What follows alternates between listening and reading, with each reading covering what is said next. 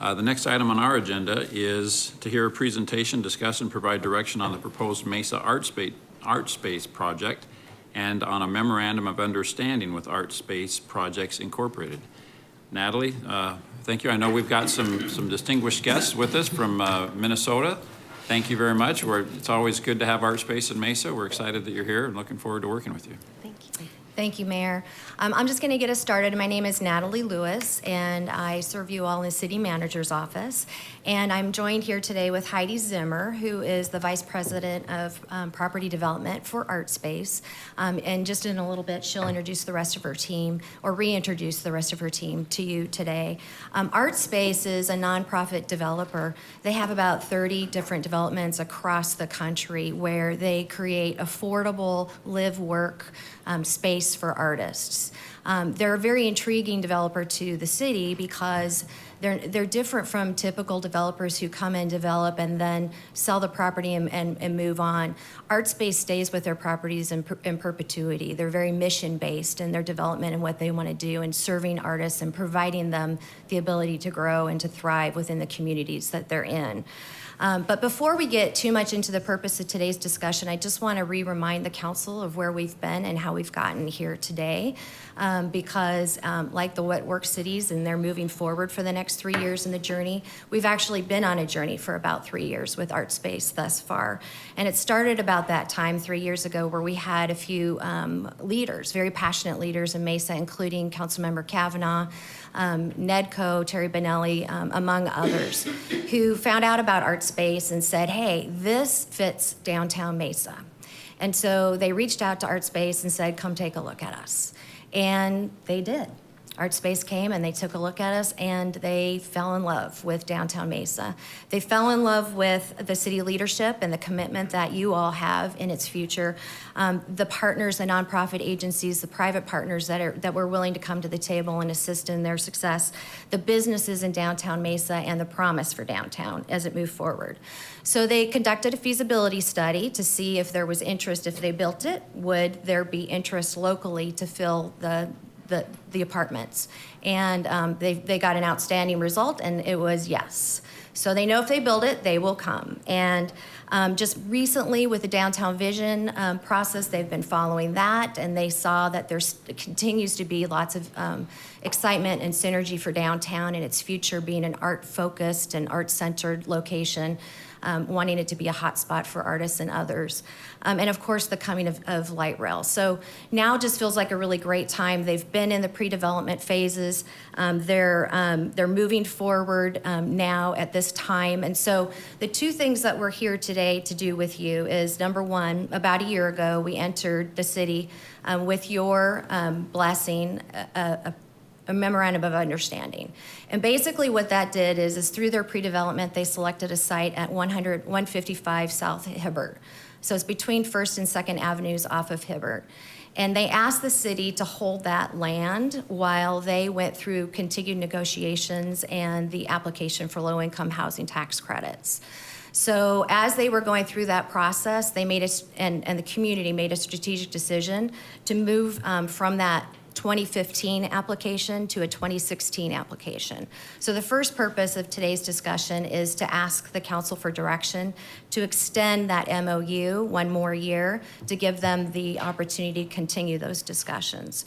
The second purpose, and I'll now just turn this over to Heidi Zimmer for more interesting discussion, is just to give you an update about the project and what they've been doing and where they're headed from here. So with that, I'll just turn it over to Heidi. Great. Thank you, Natalie. And thank you, Mayor and council members. And I know a lot of your staff is here in the room as well, and I want to compliment your community on such an amazing staff. We've been here for 3 days and have had just one incredible meeting after another, and I know my own colleagues join me in just being really amazed at the professionalism and cooperative spirit and everybody working towards the same vision. That's really refreshing, and it makes it a great place for us to be working. I'd like to introduce my team that's here with me today. Naomi Chu, who's Director of Property Development. Shannon Jorn, who's Senior Director of our National Advancement Team. And of course, our local team members from NEDCO, David Crummy, and Doug McCord from Architectural Resource Team, and Chris Winters, the landscape architect for the project. The presentation is really 3 parts. First, we wanted to just talk about impact, and I loved the previous presentation because it ties into exactly what we're going to be talking about this morning. The second part is about the goals of the project itself, and aligning with the goals of Mesa. And then the last part is to take probably the first look at the renderings and the design itself and discuss next steps. So I wrote down what they were talking about with Bloomberg Philanthropies because it pretty much matches, maybe not word for word, but certainly the spirit of what is Artspace and how can Artspace projects help benefit a community. These bullets could easily have said increase vibrancy to the downtown, it does say help reduce blight and increase prosperity. Quality of life and making healthier, livable communities is a big piece of our mission. And when we started working here 3 years ago, that was definitely one of the goals that we heard from all of you is how can Artspace help us with these objectives? So as we're getting more into the details of this project, we're looking, obviously we selected a piece of land that's an underutilized piece of property that will help bring that property back on the tax rolls, boost the property values around it, foster a safer, more livable neighborhood, and really help anchor and expand the growing arts district in the downtown. What we haven't talked about as much until this point is how art spaces can help benefit the individual artists in those households. And I think we'll spend a little time this morning just talking about that piece in more detail. The live-work units allow those artists and creative people to have both an affordable space to live and work. So when we're talking about live-work spaces, that space to create their art, to write, to paint, to dance, to sing, to rehearse is within their living space. So their rent may be $700 a month, but they also then don't have to go rent a separate working studio space. And that helps with making it just more affordable. When you have a critical mass of artists all living in one space, it really helps create a community that is more the sum of its parts, and they get exposure to being open to the public on a regular basis. The buildings themselves become like living galleries, and the public is invited in. They get to see their work. They get to connect with other residents and collaborate. We've seen over and over again throughout our projects in the United States where you've got a writer and an illustrator perhaps living on the same hallway, and they learn about each other and end up collaborating on new work. So that's really fun to see. All those individual connections. And we'll talk in a minute how they engage in the community as well. But within that living facility, when you're talking about increasing prosperity, we see it over and over again with our artist residents that over time end up deriving more of their income from their art and maybe aren't working 3 or 4 part-time jobs to make ends meet. The other thing I wanted to point out is one of the big goals, of course, of your Downtown Mesa vision is to bring housing and marry housing and transit-oriented development. By the way, congratulations on the grand opening of your light rail stations. They are phenomenal, and frankly, the public art that is housed within those stations is some of the best I've seen in the country. So I was really, really impressed with your stations. This slide is from Mount Baker, which is in Seattle, Washington. The building in the background is one of our latest projects. It's new construction. It is a phenomenal TOD designed project with ground floor retail. If you ever have a chance, I know Councilmember Luna, you were able to see this in person, and we're happy to arrange for visits. But it's certainly in the spirit of what we're trying to accomplish here in Mesa. On a very different scale, this is a new construction project in downtown Minot, North Dakota. And it opened about 3 years ago now, has created a permanent home for 32 artists and their families, and has really helped transform the vibrancy and vitality of that community's main street.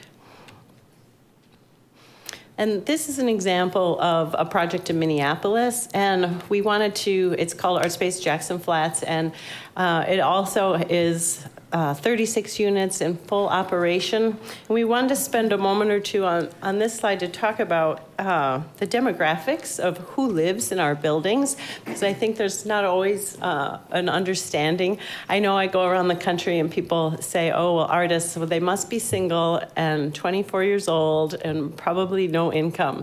That's really far, far from the truth. When we look at our own portfolio, the average age of our residents is 41. The average household size is 2 persons, meaning we do have a mix of families and single people in our developments. The age ranges from 18 to 85 years old. We have a huge diversity of age ranges and family sizes in our buildings. And so it's not just the artistic medium that provides diversity, but the true demographics of our buildings are extremely diverse. And then the residents themselves also, this is some examples of just how they engage and activate the buildings. And I alluded to it before, but we intend in Mesa to have the buildings very open to the public, to have resident gallery spaces, to have public galleries, both interior and exterior. When we get to the site plan, we can talk about those courtyard spaces and the intent to make them very open, very visitable, but also functional for the residents that live there. So why Mesa? What makes sense for this project to align with your own goals and your own downtown vision? Well, the first is arts and innovation. And if you get 50 artists living together, you know something cool is going to happen. I know Mayor Giles has said a couple of times in some great meetings I've been in with him, we want to make Mesa weird. and I love that from the whole Austin keep Austin weird concept. And it is true. I mean, creative people bring in energy and innovative ideas and creativity, and you get a concentration of them in one place, and some really cool things can develop. So we're hoping to have that critical mass to help with those ideas as well. And then downtown density is a big factor. One of the other hats I wear, I'm a member of the Urban Land Institute. My background's in urban planning, and I do some consulting around the state of Minnesota and around the country. And I get asked the question all the time, how can we make our downtown more vibrant? And we want restaurants, and we want white tablecloth restaurants, and we want entertainment. And maybe we want housing, but we're not sure. We want the restaurants first. And I always say, because I've seen it over and over and over again in the country, build the housing and the rest will follow. The housing in this catch-22 of, how do you get people actively engaged in your downtown? Get them to move there first, and all of the rest of it will fall into place. And Artspace has our own examples in many downtowns of all ranges and sizes across the country of that strategy. Build it and they will come. A project in a neighborhood in Washington, D.C. that was really a rough neighborhood at one point. We now have 42 homes for artists and their families, and it's surrounded now by 800 luxury condominiums and other market rate housing developments, fabulous restaurants that otherwise used to only be in Georgetown and those neighborhoods in DC, and now they're in this neighborhood. And you can just see example after example of investing in projects like this one we're talking about today will help cause that ripple effect that you're looking for. And then, of course, tying into the light rail and doing what you can to make sure that riders of all household demographics are participating and actively using public transportation. It helps all of us increase just livability and healthy communities. We have 2 light rail lines in the Twin Cities now, and have gone through some of the same challenges of trying to increase ridership and make sure that everyone's using it and everyone feels welcome and part of it. And so a big piece of that is accessibility and getting people living close to your transit-oriented developments. And then, of course, arts and entertainment and events. So I think some of you may be in some of these pictures I'm hearing. But these are examples from the Arts Entrepreneurship Program, and we're in continued discussions with Mesa Arts Center and all of your staff here on just making sure that this project is connected to all those initiatives and is active, vital space. And this is the rendering. But before we get into the design, I can pause and see if there's any questions about anything I've said thus far, or we can just keep going and save it all for the end. Okay, keep rolling. Okay. All right. Big reveal. Don't stop now. Go ahead. All right. Well, ta-da! Here's the big. I forgot that was the next slide, or I would have been more grand about it. I apologize. But here is the front rendering. This is a view facing Hibbert Street. You can see there's a view corridor through the courtyard, and the first floor of the building has a ton of glass and a lot of transparency, so that it is a very inviting space. When you get inside the development, there's all these cool, incredible balconies and bridgeways and nooks and crannies, so that there's different kinds of space. You can sit there and have a picnic, you can exercise, you can have a yoga class, you could have a presentation of a film on a cool evening, you can have spoken word, you can have music. You'll see on the site plan, which hopefully you have detail of. It's too small to view on this screen, but there are a series of intentional outdoor living room type spaces. There's an outdoor maker space similar to what you see over at the MAC. There's a space for outdoor gallery. There's space for performance. There's space for recreation with playground space. And just outdoor enjoyment. So the project itself is 50 units. It's a mix of 1, 2, and 3 bedroom units. The buildings, there's no pointer, is there? The buildings on Hibbert are 2-story units, and then the buildings on the rear side of the property are single level living, big loft type open spaces with the high ceilings and the large windows. And if you've looked at other projects in our portfolio, they'll be similarly designed to those. But I do have, obviously, our architectural team here today if you have specific questions about the design, and we can ask Doug to join us as well.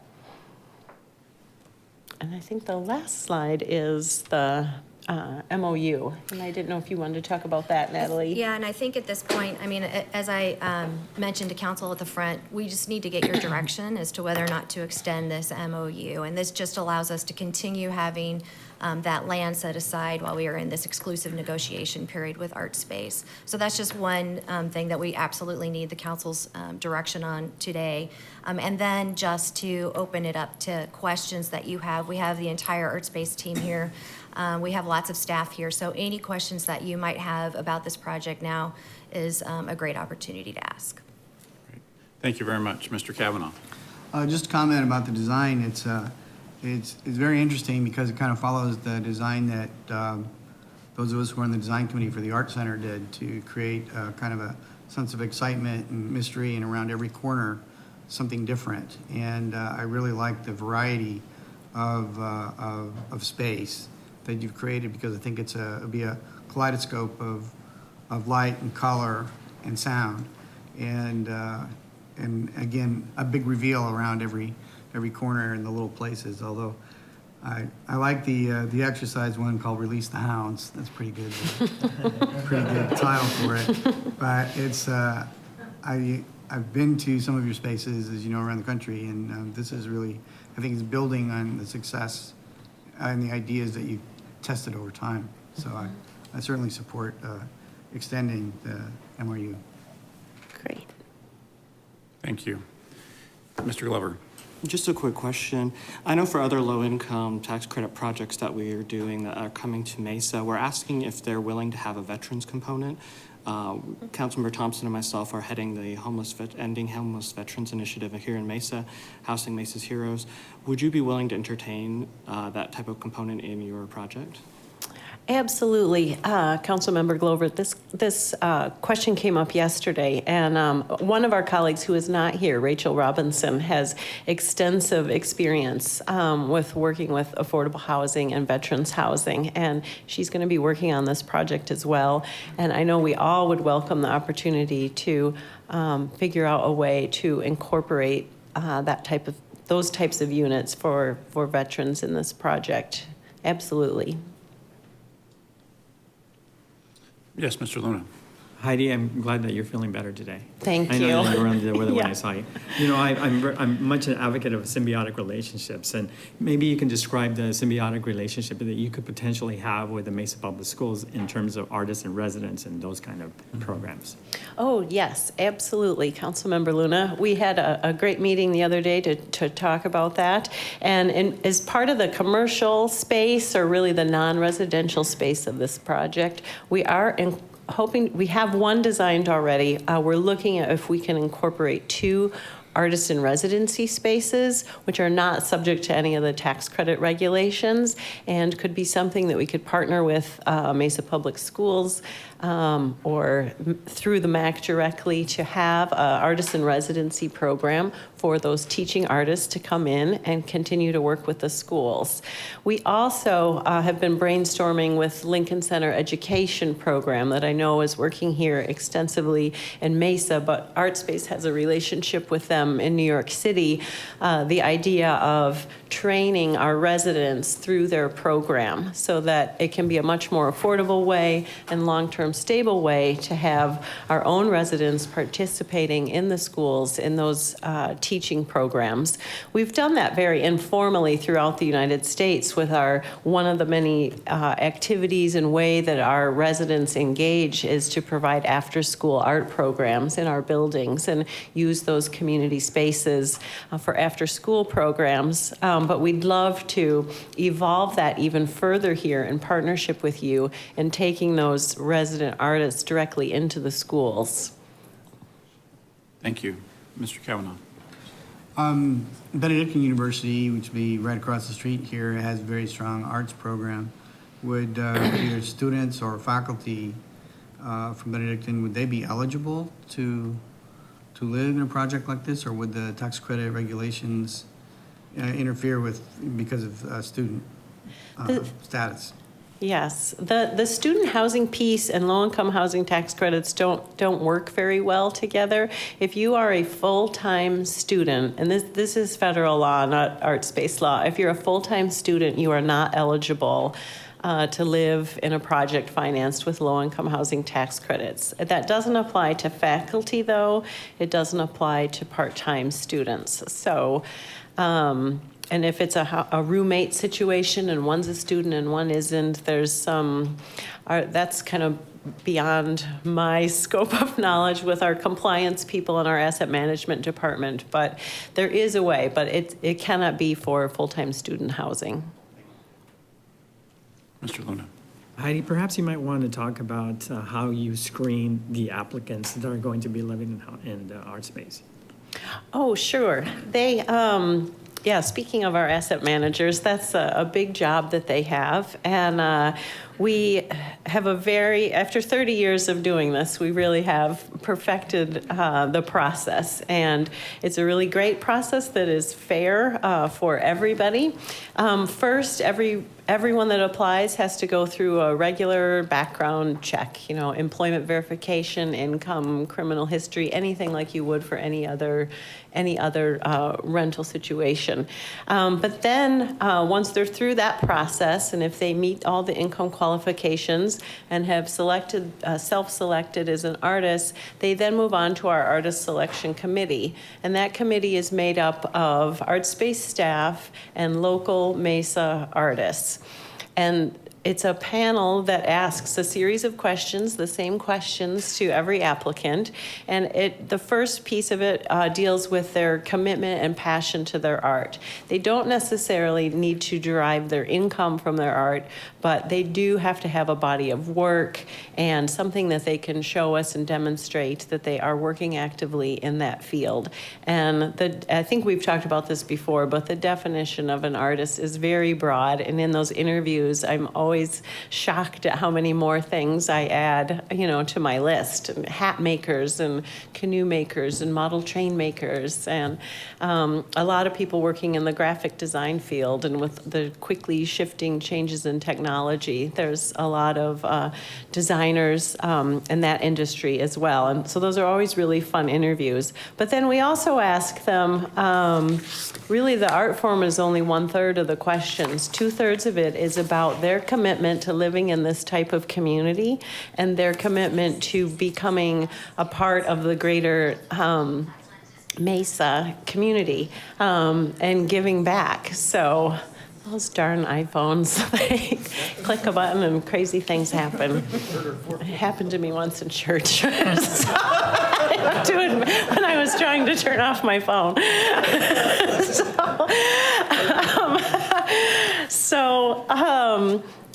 Because it's a unique place to live, and it's not for everybody. And we have exhibition and events committees, and so if we have potluck dinners in our buildings, and a lot of they're very active spaces, and they're a little bit noisier and messier than living in other types of spaces. And so you have to really want to be part of that community, and it's very much feels like true home. And with our average stay of 7 years, these residents, they build community gardens and they figure out ways to make it more their home. We allow them to paint everything. In a typical rental project, you can't put a nail in the wall and you can't put any color on the wall. And ours get, all messed up. And people sometimes take the doors off the bathrooms and use them as tables, and and they do all kinds of creative things. And so we're looking for people who are wanting to be part of that type of community,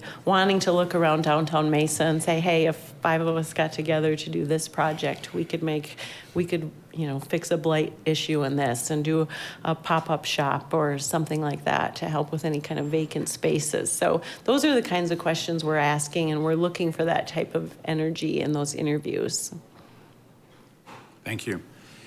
I have a question maybe for the architect, but number one, let me just say, personally, and I think you can sense as a council and as an organization, the city of Mesa is 110%, behind Artspace. I think the city of Mesa, downtown Mesa, Artspace were made for each other. The more I learn about Artspace, the more I look at our needs and our assets and our things we want to develop in downtown Mesa. It's just, I can't imagine a better fit between organizations. So I hope you fully appreciate how much we appreciate you and how excited we are for you to come to Mesa and how committed we are to making this happen. Thank you. And one of the critiques that I think people have often, and we're also excited about, that you have a history of bringing beautiful buildings to communities and taking either through adaptive reuse or new construction, really providing a beautiful amenity just in terms of the architecture. And certainly, when you look at the details of your landscape plan and all of the features, it's very exciting, all the things that are built into this community. And I like the one concern that I think someone had offered once is this kind of monolith on Serine, that it seems like a big wall. And I see now with the new rendering, we have actually, it's more welcoming than I think it had initially been depicted in the first rendering. But you mentioned there's a lot of, I see obviously now there's the space that you can get into the interior of the project through Serine, which is great. Hibbert, I'm sorry, excuse me, Hibbert. And the first floor, those are all glass walls on the main floor, and then can you Yes. just describe that for us a little more?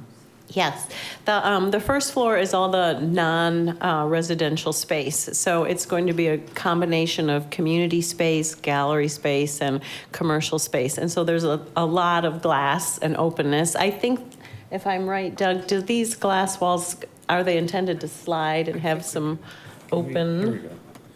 Yeah, so if we start over here, good morning, Mayor, Council. Good morning. Sit in the chair. You've drawn a beautiful building. We're just anxious to know more about it.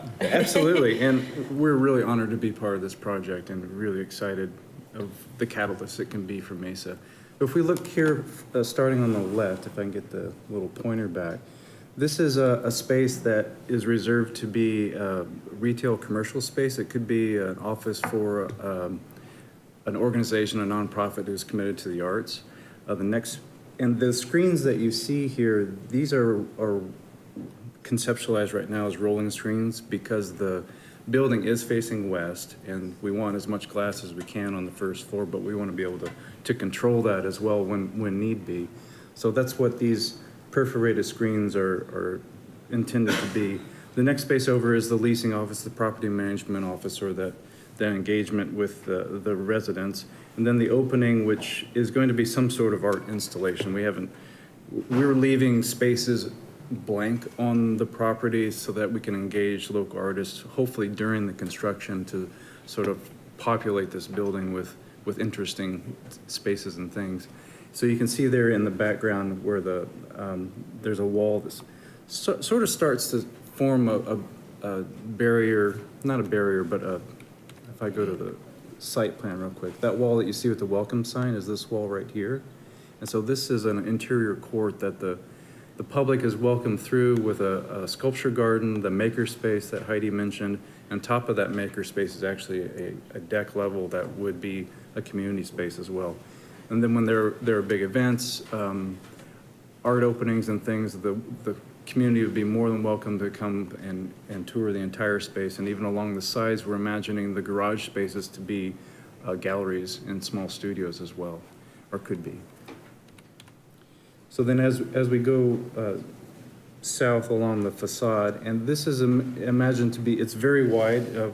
Chris Winters, we've been working with Chris and the planning department to have a very wide public space in front of the building that's as good for seating, good for benches, good for dog bowls and watering dogs and bicyclists and the like.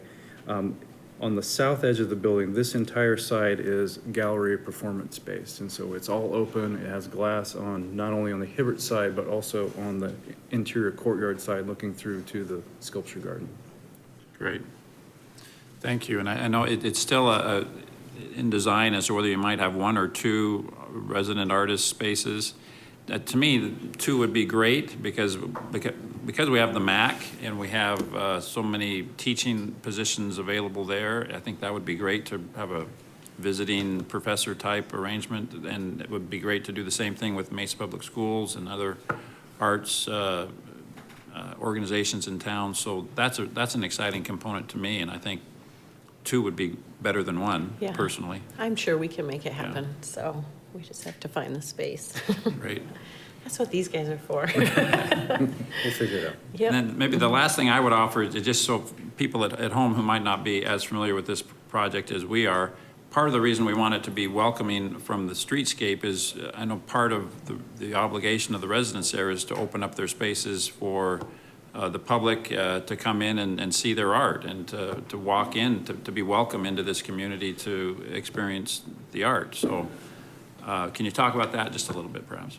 Sure. We always have to, and that's definitely one of the goals. We have to always find a balance between, they are private residences, and so they need to have the same sense of safety and security that anybody does living in any residence. But we do want to find that balance, that it's very welcoming and inviting. And the way that Doug was showing it on the site plan here, really it is that, I can use this piece is really intended to be that more public, always available, 7 days a week, transferable by the public, engaging and welcoming into all of these types of spaces, just as the MAC is that open, welcome type space. And then this piece is the more private residential side. That said, if we start doing like a First Fridays or a Third Thursdays or those kinds of things, then this entire space, including all this courtyard space and all of these units in these buildings, will be open to the public on a regular basis. Great. Well, So are we looking for a motion? we are. This is an action item. We need Yeah. to take a So vote. I'll make a motion to go ahead and extend the MOU with Artspace. Thank you. It's been moved and seconded. All in favor, please say aye. Aye. Any opposed? Thank you. That was an enthusiastic yes. So we look forward to working with you. All right. All right. Thank you for being here. Thank you very much. You bet.